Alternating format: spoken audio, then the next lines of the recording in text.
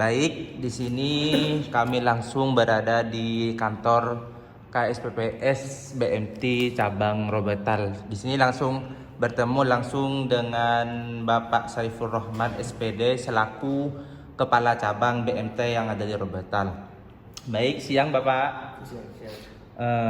Di sini saya akan mewawancarai Bapak Saiful Rahman SPD tentang mengenai penggunaan analisis teknikal untuk bertransaksi syariah. Bagaimana cara menggunakan analisis teknikal untuk bertransaksi syariah, Bapak? Baik ya, terima kasih atas waktunya yang diberikan oleh Saudara Sani. Nah, berkaitan dengan analisis teknikal transaksi syariah ya. Iya.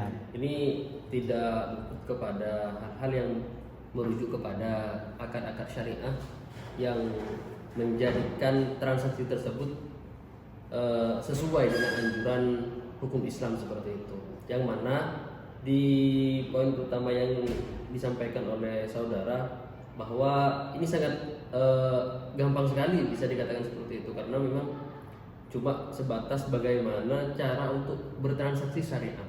Iya. Hal itu hanya menerapkan akad-akadnya saja dan kejelasan dalam kegiatannya. Nah, itu yang bisa dijadikan akad syariah. Contoh semisal ada kejelasan di dalam transaksinya, ada orangnya, ada barang, produk dan sebagainya seumpama jual beli ya, jual beli. Contoh jual beli HP mungkin. HP harus jelas, produknya juga jelas dan akadnya juga jelas. Saya membeli dan Anda menjual seperti itu. Itu juga termasuk adalah contoh bagaimana bertransaksi syariah yang baik seperti itu.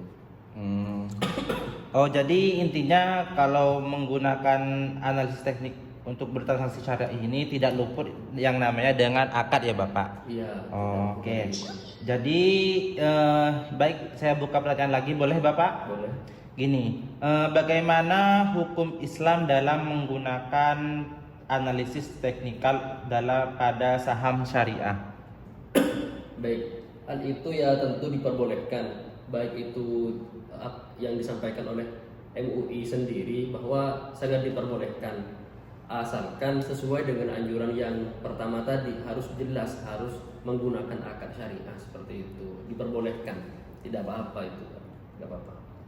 Oh, berarti hukumnya pada saham syariah itu diperbolehkan ya Bapak, asalkan ada kejelasan antara si pemberi saham dan si penjual saham, seperti itu. Akadnya harus jelas seperti itu, yang diperbolehkan. Bagaimana di BMT ini transaksi jual beli saham, Bapak? Kalau di sini sendiri bisa dikatakan tidak ada untuk jual beli saham. Cuma kalau cuma analisis teknik dalam yang seperti barusan ditanyakan tentang saham, mungkin itu bagus, karena untuk mengurangi kerugian di dalam setiap transaksi. Makanya harus ada analisis dulu untuk melakukan sesuatu, harus dianalisa dulu, jangan asal-asalan, sehingga itu bisa mempengaruhi keuntungan dan keuntungan yang kita dapat dan kerugian yang akan kita terima itu bisa diminimalisir seperti itu. Mungkin itu saja ya dari pertanyaan yang barusan.